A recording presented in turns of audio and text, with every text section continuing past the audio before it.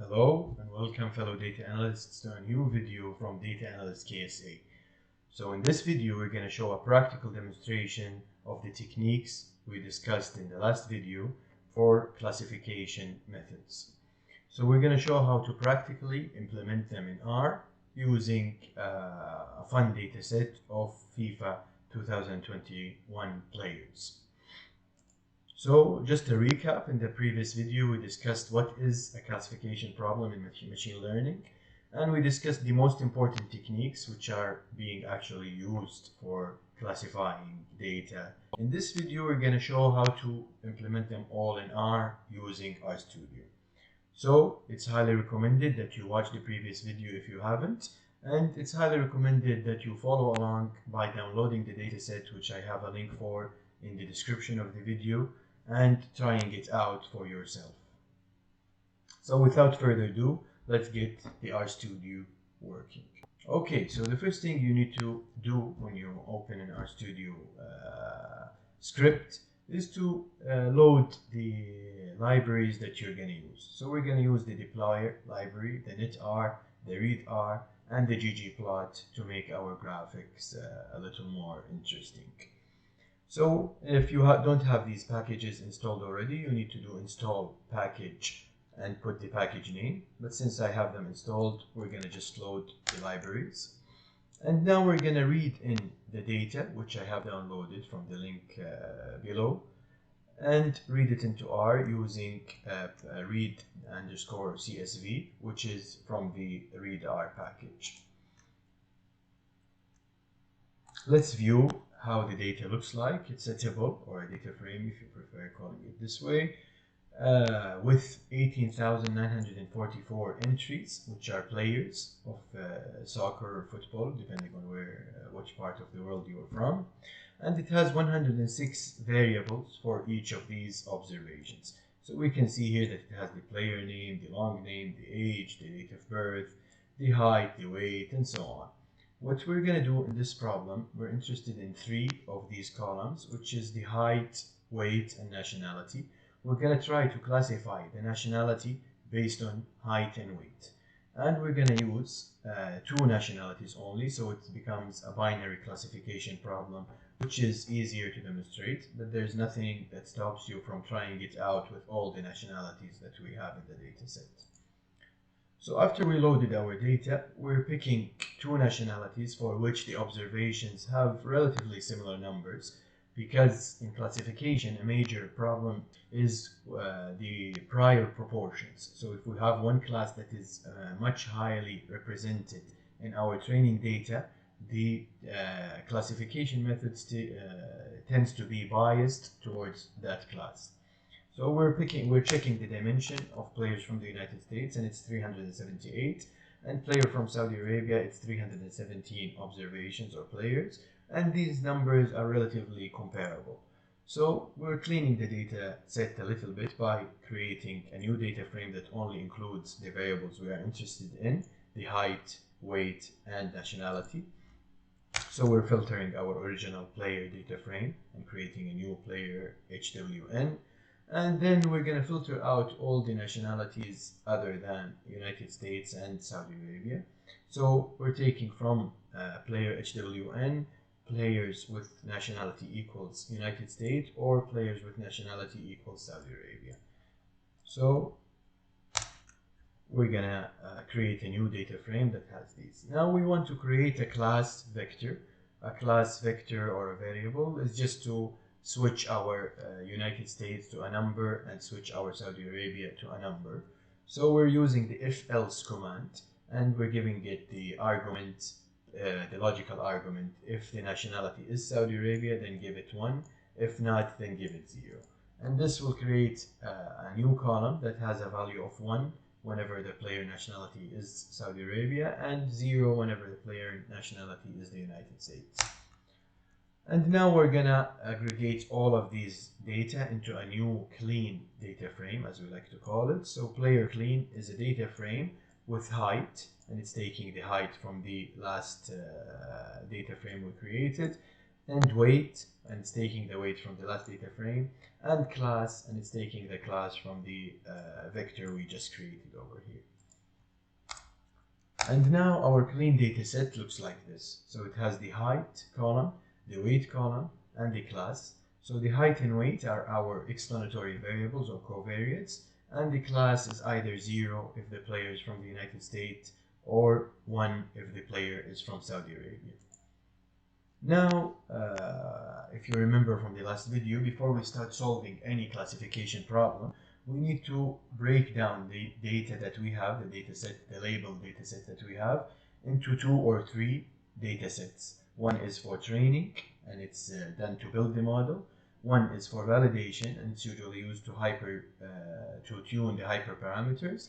And the test set, which is used to test the final model and report a classification rate. So to do this, we're taking a sample of the indices for the full list of the players.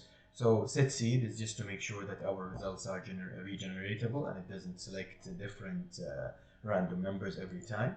So you can have it, or you can try a different, you can try without it. So n is basically the length of the data frame, and we're picking a sample from n, which are going to be the indices for our training, test, and validation sets. So index 1 is for our training set, and we're taking around 50% of our data, so it's n over 2. Index 2 is for our validation set, and it's taking 25% of the data other than the ones that had been selected by index 1. And index 3 is the difference from the full list of numbers and the indices 1 and 2. So it's basically the remaining indices that haven't been selected. And with this, we're going to take a trained data frame to be the player's clean data frame with the rows of index 1, and the validation data set is player clean with the rows index 2, and the same thing for the test data. So now we have our 3 data sets or 3 data frames that are subsets of the original data to start playing around with. We can check their dimensions just to make sure that our distribution was correctly done. And as we expect, we see that 348 players were selected for the training set, 174 players were selected for the validation set, and 173 players, different players, have been selected for the test set. Now, just out of interest, we want to know how many of these random selections was of class 0 and how many was of class 1 in the training data. Because remember, we want to have the proportions as close enough to each other as possible, so the classification is not biased towards one of the classes. So if we look at the training data and see how many were from class 1, we have 189 that are from class 0, and we have 159 that are from class 1, which is a comparable number of observations from each class. So we can start using those. Now let's look at our training data and see how it looks like. And we will use the ggplot geopoint, and there are other videos in the channel from which you can learn how to do these ggplots. And we're coloring every data point by the class. I have a 2 plus here just to make sure that the colors are red and green. If you don't do it with the +2, you'll probably get black and blue or something like this. But just to match our slides from the previous video, we're keeping it as red and green. Alright, so this is the plot of the training observations that we have. I think they were about 378 or 300 and something, as we have seen. And we can see that they are mixed, so there are many observations that are between the classes. And we can see a higher density of red, which are the players from the United States over here, and the higher density of the green, which is the players from Saudi Arabia in this. So it looks like a fun data set to try to classify new observations. So our goal is, if I'm given a point here, I want to say if it's going to be red or green, depending on different methods that we are using. So without further ado, let's go into the K nearest neighbors.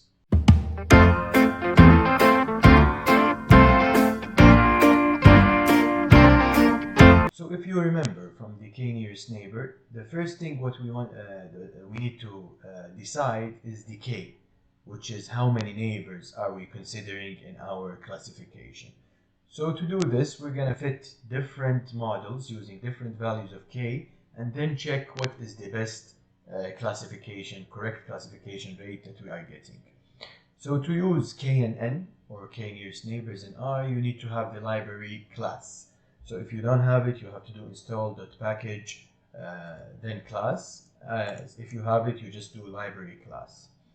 So now, as we said, we're going to fit different models with up to k equal 30. So we're looking at the up to 30 close neighbors, and we're checking the correct classification rate that we are getting for different values of k.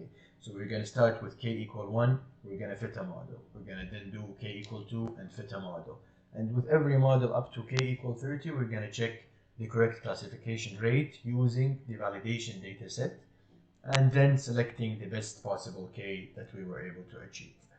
So we're saying k max is 30, we're creating a vector of classification rate that we're going to record the classification error rate, or the correct classification rate for every value of k, and then we're having a loop, a for loop, to fit different k nearest neighbors model. So the k and n command from the library class uses the training data as its first argument, and it specifically uses the first columns, or the covariate columns of the training data. So we're giving it the covariates of the training data, which is column 1 and column 2. And you give it the new data that you want to classify. In our case here, it's the validation data, because we're trying to tune the hyperparameters of the model. So we're giving it the covariates of the validation data, so it can predict what are the classes of them.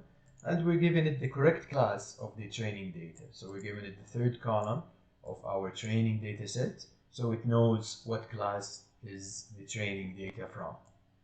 And we're asking it to use k equals k. So it's gonna this is the looping index. So it's gonna try k equal 1, then it's gonna record the correct classification rate here.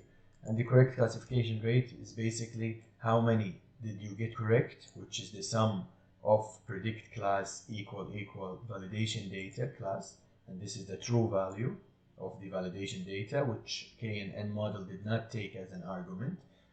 And we're dividing it by the full number of observations that we have, and hence we're creating a proportion of the correct versus the total, and this is our correct classification rate, and we're doing it for k equal 1 to k equal 30. Now we have a vector that has the error rates, or the correct classification rates, for every value of k. We can look at it as a plot and see what is our highest classification rate. And as you can see here, we have a high point here, or a max here, when k is around 4, and it deteriorates. This is not, let's say, there's no form of this trend that needs to happen. So basically, this trend specifically for our data was suggesting that when I have k equal 4, it was giving the best correct classification rate with our validation data set. So this is what we do with the validation data set. We try it out, fit and tune different parameters for our classification model. So now we can know that k equal 4 is probably the most promising k. And in fact, you can do it without the graph and just do k, have a variable, I call it k optimal, and use which max of your error rate vector, or the correct classification rate vector. And in our case, as we said, it's 4. Now, since we know the k, what we need to do next is to test it on our test data set using that k that we have concluded from tuning the hyperparameter using the validation data set, and to check what is our classification rate using the actual data that the model have not seen when it was developing, which is our test data. So again, we're having a prediction class test, and it's going to be k and n method from the class library. It's going to take the training data, it's going to take this time the test data, because we're not tuning anything, we're actually testing, and we're going to use the optimal number of k, which is k equal 4. And we're going to fit this model And now what we want to do is to check the correct classification rate on our test data set. And again, we're just taking the test data, column 3, which is the true value, and we're comparing it to our predictions, which were acquired through the k-nearest neighbor method. So this basically new vector is incorporating the predicted classes of the test data set. And whenever they are equal, we're saying this is good, and we want to sum all of the ones that were equal from the total number of observations and divide them by the full length of the test class or the test data set. And now we can see that we are achieving around 60% prediction. Of course, you need to remember that with binary classification, 50% is your random classifier.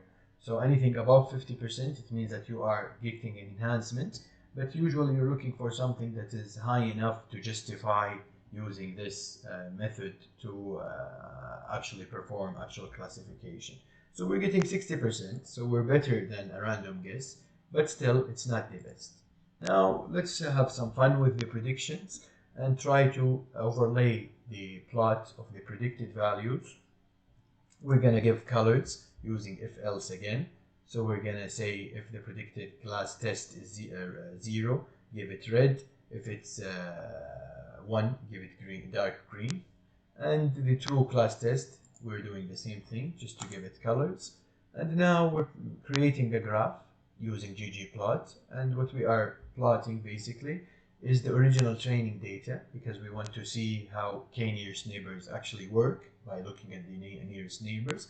We're giving it an alpha of 0.2. We want it a little faded, and you can check the ggplot video to understand these arguments if you haven't seen them.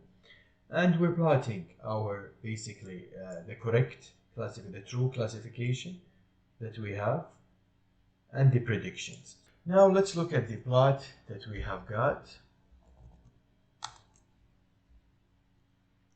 So now basically the faded points, or the ones with high transparency, are from our training data, and the red diamonds are our predictions, while the bullet or the dot inside that diamond is basically our true value.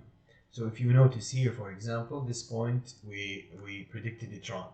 It's green, but we predicted it, as the diamond says, as red.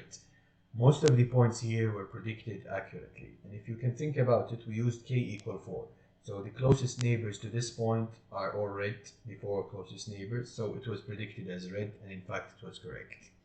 But if you look at this point, for example, this point, the nearest neighbors, if we look at the 4 nearest neighbors, they were green from the test data set. Actually, if you notice, most of them are here. There are no close points here, so it's gonna select the closest neighbors from the training set, and they are here, and it's predicting it as green, but the true value was red. So these are the type of errors that k and n might fall into. If the nearest neighbors are from a certain class, it's just going to tell you that this is the class I'm guessing. This point, for example, it was predicted red because there's a red point here, a red point there, and probably a couple of red points that we don't see here, and it was predicted as red, but it's actually a green point. So we can see from this graph a visual presentation of our 60% correct classification. A lot of the points are predicted correct, but 40% of them are predicted wrong.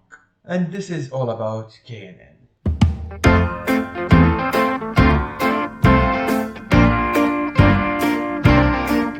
Now let's move into our second method, which is the linear discriminant analysis. If you remember, the linear discriminant analysis tries to fit for every class, it tries to fit a line, and based on that line it creates a new discriminant line, which is based on the higher probability of the data being from a certain class if it falls in either side. And this can be done with the library mass in R. So we're going to load the library mass. And very similar to a linear regression function, basically LDA takes its argument as the formula. So we're basically predicting class based on height and weight, and we're giving it our training data. So we're very quickly fitting an LDA model, or linear discriminant analysis model. And the linear discriminant analysis, if you remember from the previous video, it has different attributes. So first thing, it needs priors. So the priors is the probability of a certain class in the population. And by default, it uses the proportion in the training data set. So here it's telling us that 54% of the training data set was from class 0, while 45% was from class 1. So this is the priors that are being used. We can set different priors by adding an argument to this LDA. And of course, as you remember, you can look at any function in R by doing this. Basically, you put a question mark and you write the function, and it gives you the full description of the function and what arguments you can use, and so on. It gives you also the means as an object under the model. So the means is basically the mean of every variable in every class. So for class 0, which is in our case is the United States, the average height is 181, the average weight is 77. In class 1, the average height is 177, the average weight is 70. So this is basically the means of the data that had been fitted with the LDA model, which is our training data frame. Now the coefficients, basically, it gives you the coefficients for the discriminant line. So if we draw this line with basically the coefficient for height is this much, the coefficient for weight is this much, and if we just use these coefficients to draw a line, we will see where our discriminant line falls. Now let's look at this command, plot LDA models. Yeah. So basically, it doesn't look as we would like it to look. The linear discriminant analysis, if you remember, we're assuming a normal distribution for every class, and this is the distribution of every class. It doesn't look very normal. A normal would look like a bell curve, and we would like to have them both centered around different points in the in this specific axis. So we would like to see like one of them is grouped around this and the other is grouped around something else. Here in this we see a lot of interaction. So it's not gonna, this tells us by default it's not gonna give us the best classification, but we will still continue with what we are doing. Let's predict the class with our test set this time, because there's no hyperparameters to tune with an LDA. If you remember, LDA is just using Bayes' theorem to predict the conditional distribution given the joint distribution. So to do this, we just use the command predict, give it the model, and give it our test data covariates. Now we're gonna have an object that returns the predicted class. So if you can imagine that this class had 167 or whatever number of observations. Now the class for every observation is saved or is stored in a class object. We're gonna have the posterior probabilities, which is, if you remember, it's something that we said is good about LDA. So LDA gives you a confidence in every single point. It's not like K and N. It's going to tell you this is a 0 and this is 1 and that's the end of the story. No, it's going to tell you I'm more confident, for example, that 0.7 is from class 0 than 0.4 is from class 0. I have a higher probability that 0.7 is from class 0. Whereas points where we have very close percentages like these, for example, it can barely tell that this is a class 1 and this is a class 0. It could have leaned to either of the classes. It also gives you the x, basically, which returns the calculation of the linear discriminant function for every point. So if you remember in the linear discriminant analysis, we said it's gonna have a line, and whatever is above the line is gonna have a value, and whatever is below the line is gonna have a value. So this is gonna tell you the calculation of the point, and by the calculation of the point you can know if it's from class 1 or if it's from class 0. So basically if it's below a certain threshold, it's giving it a class 1, and if it's above a certain threshold, it's giving it a class 2. And this is what's happening. So our linear discriminant is somewhere between those 2 points. So anything below, let's say 0.2, is being classified as 1. Anything above 0.2 is being classified as 2. and it's using 1 and 2 here as the classes. So when we want to test them with the original classes, because they were 0 and 1, we need to give them values of 0 and 1. So we're using the if else. And again, we're going to calculate the error rate using the same way what we did. Instead of summing and dividing by the length, I'm just taking the mean this time. And it's telling me it's getting 66% accuracy on the test set. So counter to what we expected, but it's doing a lot better than K and N. So we have an improvement of around 6% in the prediction. So let's overlay the plots. This time we are not interested in looking at the training data, because K and N, if you remember, uses the closest points, whereas LDA had already learned the model and it's just fitting a linear discriminant. The first thing you notice here is that there's like if you can imagine a line that separates the red and the green. So what it did, it fitted a line on the red, it fitted a line on the green separately from our training data, and from those it inferred a new line that separates those two data. So it kind of inferred that this line is a good separation, and with this line basically it's predicting anything below it as green and anything above it as red.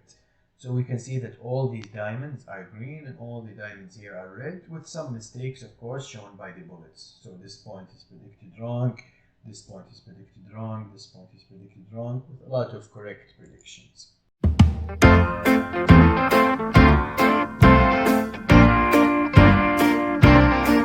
Now to our third method, the classification tree.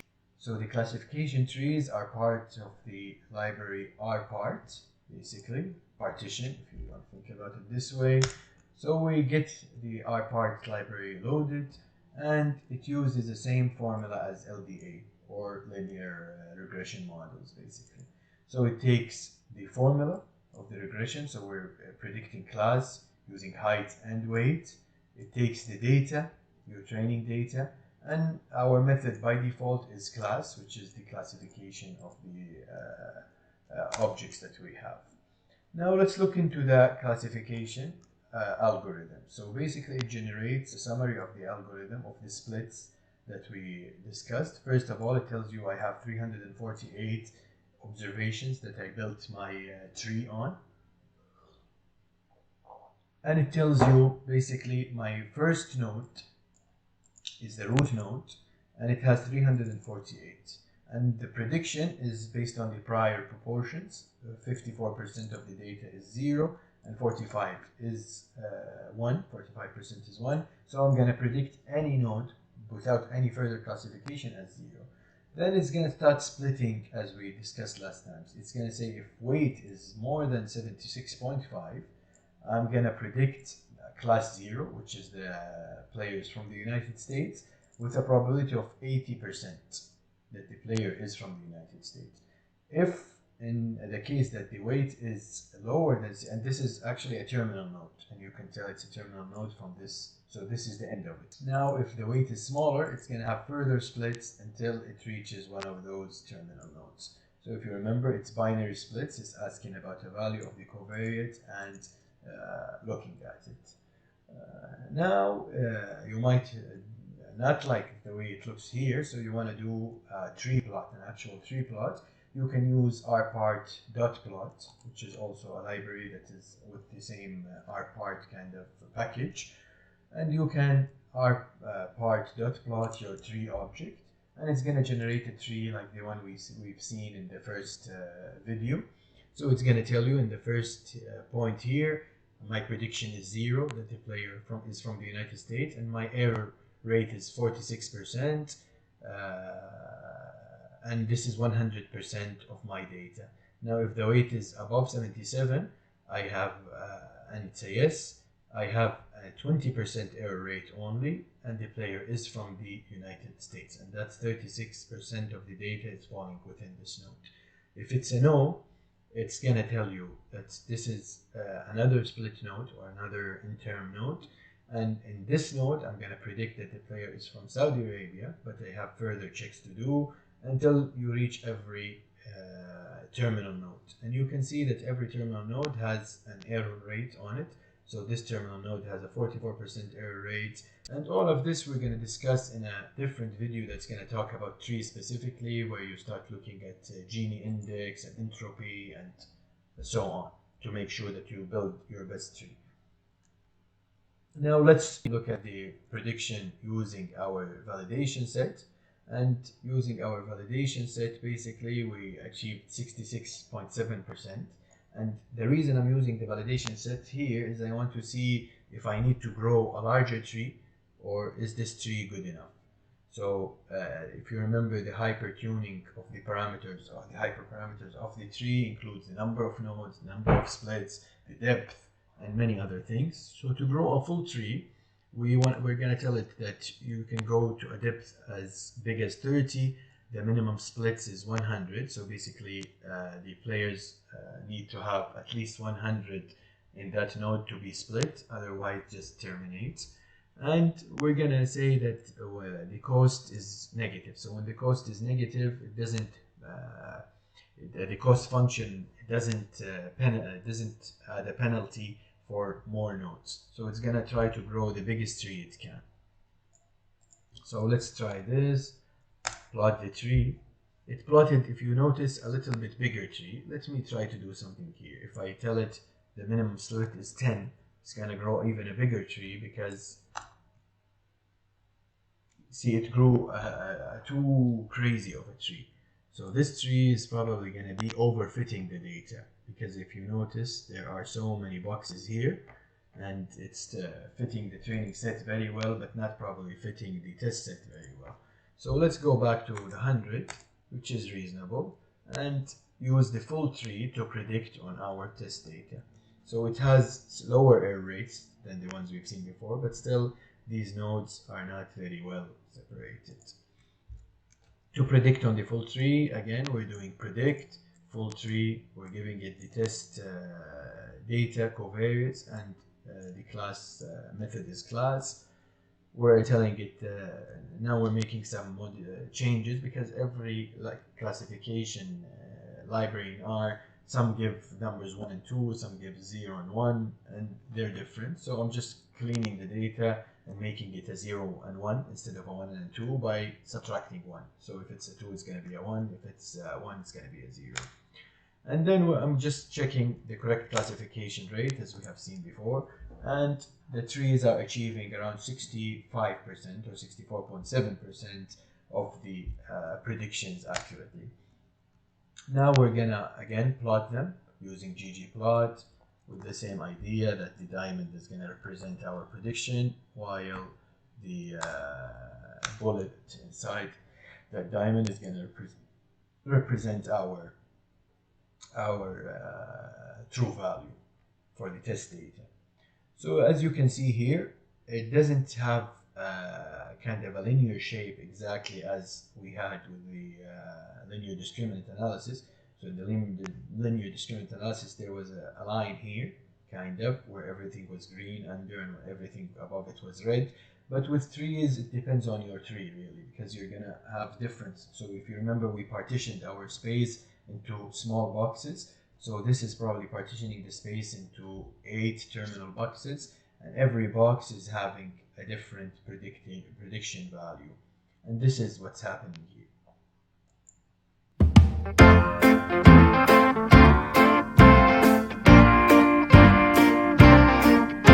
Now with support vector machines. So if you remember from before, support vector machines from the previous video was trying to fit a line based on the points closest to each other.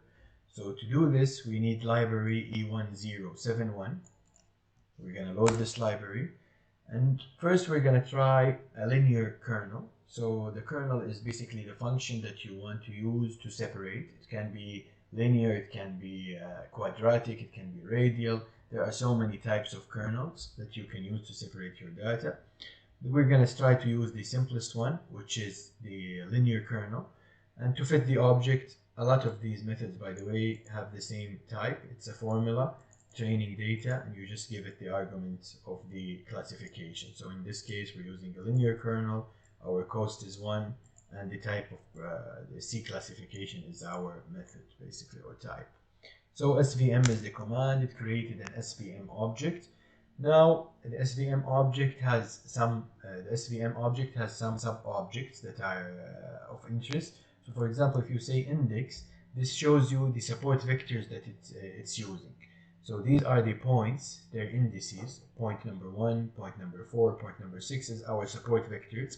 If you remember in the slides, we showed that there were 3 points that are supporting the separating line before.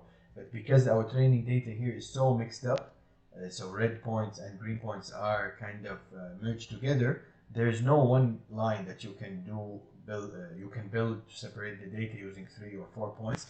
So it's using so many points to create the best vector with the lowest, let's say, error or penalty. So now to predict, you just give it the SVM object and you give it all your data. So we're giving it the predictions SVM, predict SVM, using SVM object, predict the validation data. And now we're tagging them with 0 and 1. Now let me look at the results graphically. So because we're using a linear kernel, if you remember, we are trying to fit a line that separates the data, different from the way we fitted the line in the LDA, but somehow, some way, it gives you similar decision boundaries, similar in the way that it's linear, but because we're using a linear kernel. So this is the line that's separating our data now, and you can see a lot of correct predictions. So let's see how well did we do. Let's look at the classification rate that we looked for before, and it's giving us a 66.67% correct classification rate on our validation data. Now, just to have fun, let's try a radial kernel. So let's say, what if I want my support vector machine not to be linear as a line, but I want to fit like a curve or something like this, and we will cover the theory behind this in a video about SVMs. So basically all what you're doing now is just giving it, you're saying kernel equal radial, and you're giving it a cost and a gamma value because the radial kernel uses gamma. So basically gamma here is a hyperparameter of the radial kernel. We're giving it these values, we're predicting again, we're checking the correct classification, and it's doing much better on our validation set. Now let's try a polynomial kernel. So a polynomial kernel is gonna also translate our data or our support vector to a curve, a polynomial curve, and this is the degree of the polynomial that we are trying to fit. So we're fitting a curve, a polynomial of degree 2, and we're checking, we're getting a 67%. Now it seems that the radial kernel is performing the best. So, but how do we know what gamma and cost is optimal? We use something called tune. So what we're doing here is we need to make some adjustments to use the tune method. So we're changing some things in the data. You can follow along or you can just watch.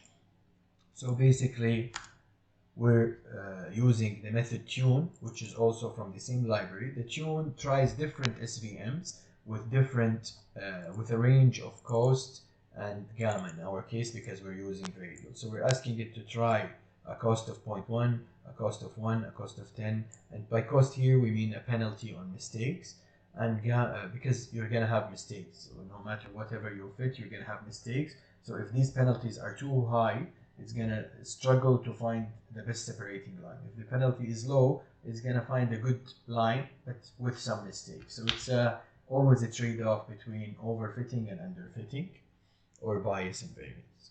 And we're gonna try different gammas for our radial.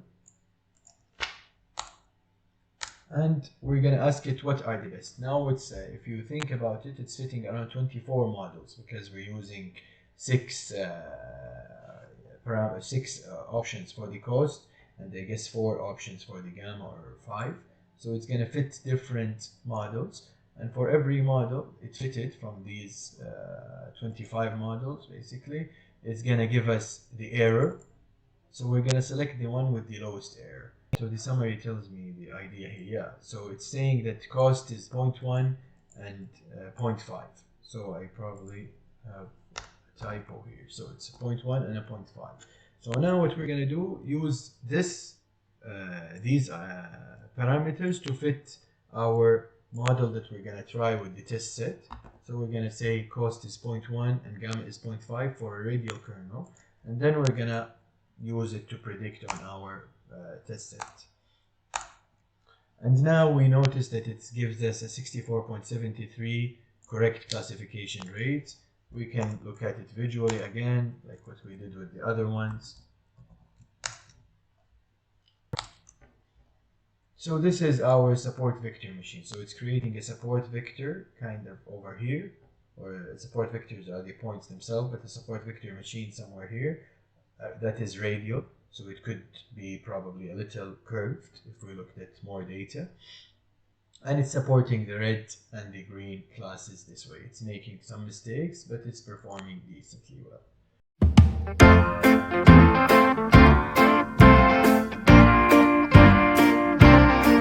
Now let's move into the neural networks. So the neural networks basically uses a library called neural net. So we're going to load this library, and we're going to try first a neural network with no hidden layers, which is basically we learned that it's very similar to our linear regression, or it's actually a linear regression. So first of all, let's fit it here. So it uses neural net command. It takes the formula, which is class as the response variable, height and weight as the explanatory variables. It takes the data, which it takes an argument called hidden, which is a vector of how many nodes are in every hidden layer. So in our case now we want a 0 node in our hidden layers because we're just doing a linear regression using a neural network. We're giving it the error function. How is it going to measure the error for the back propagation? And we're giving it, is the output node linear? So we're saying the linear output is true. If it's false, it will use probably a logistic or whatever we give it as our activation function. So now we fitted this. Let's look at our, you hit it again, so it's going to fit it again, then it's going to plot it. And now this is how our neural network looks like. So the output node, which is the class predicted, is taking a bias of 2.16, and it's taking these coefficients to be multiplied by height and weight. And if you remember from the previous video, basically it's a function phi that is done on a linear combination plus a bias.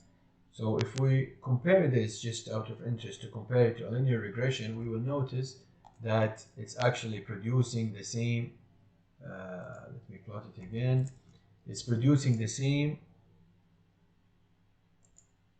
If you notice, it's producing the same values. So this tells us that a neural network with 0 hidden layers and the linear activation function and then sum of squares error is a linear regression model. So basically these are the coefficients of the variables for weight and height. It's 0.2, it's -2.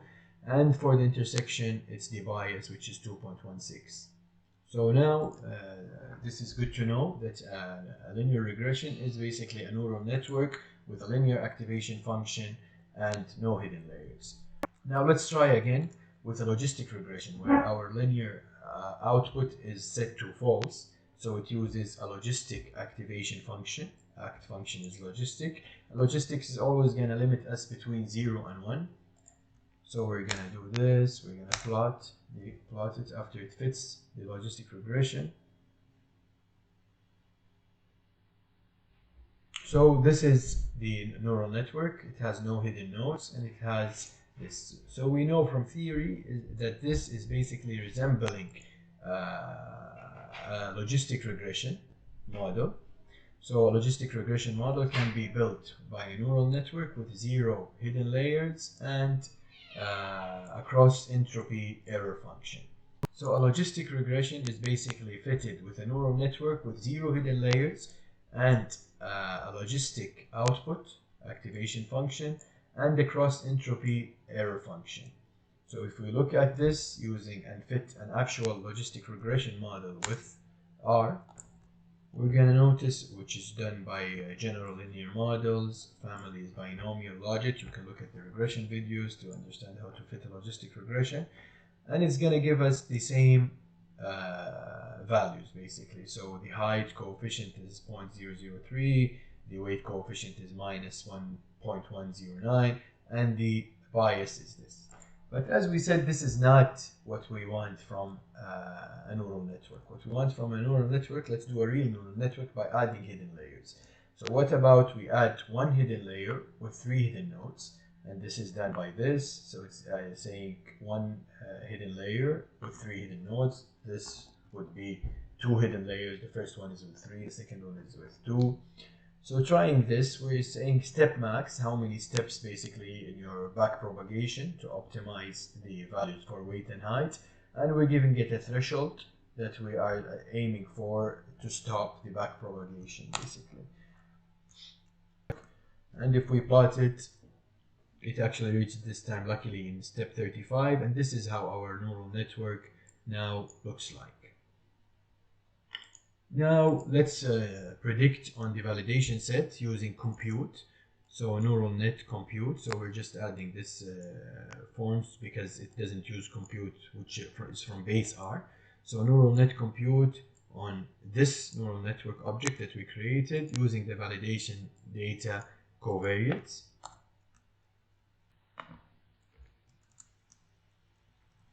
And when we evaluate the performance of the neural network, we see that on the validation set, it predicted 51.7%, which is not too good.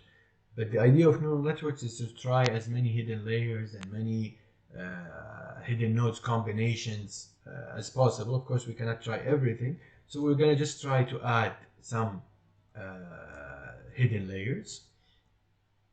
So in this example, we're adding, actually not adding a hidden layer, but we're adding 5 hidden nodes instead of 3 hidden nodes to check how well is it gonna do.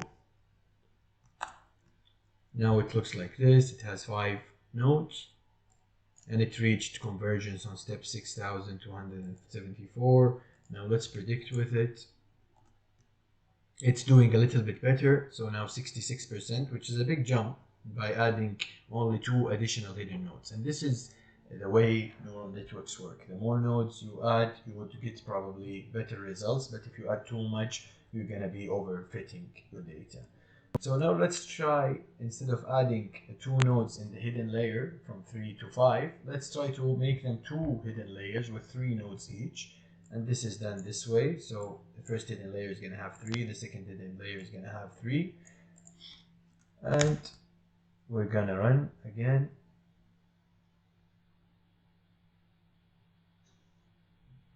It's gonna take a little bit of time until it finds the convergence.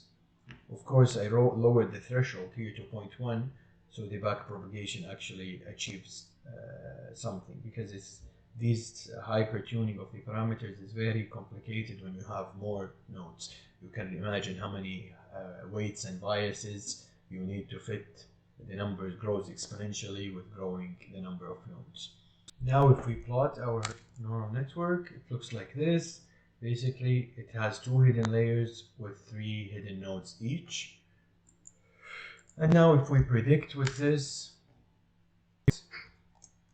and as you can see here, it's around 64%.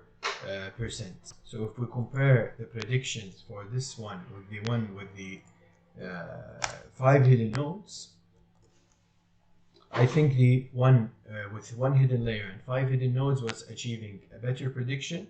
So let's use it on our test set and see. So now instead of using the 2 hidden node, let's use 1 hidden node and 5. Let's use 1 hidden layer and 5 hidden nodes to predict the final predictions. And we are achieving 65.8. Now let's overlay these predictions on our plot to see how well we are doing, as we have done before.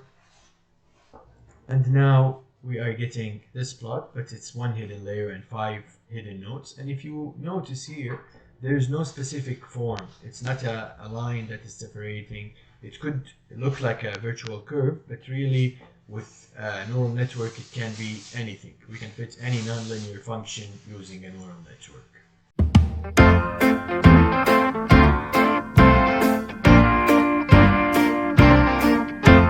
Now finally, let's compare how well every model did by looking at the correct classification rates. So if we look at our data here, it seems that the linear discriminant analysis achieved the best classification rates.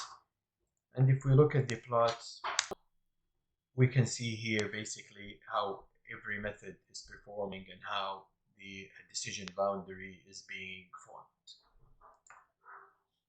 Thank you very much for watching the video. If you like it, please subscribe and hit the like button.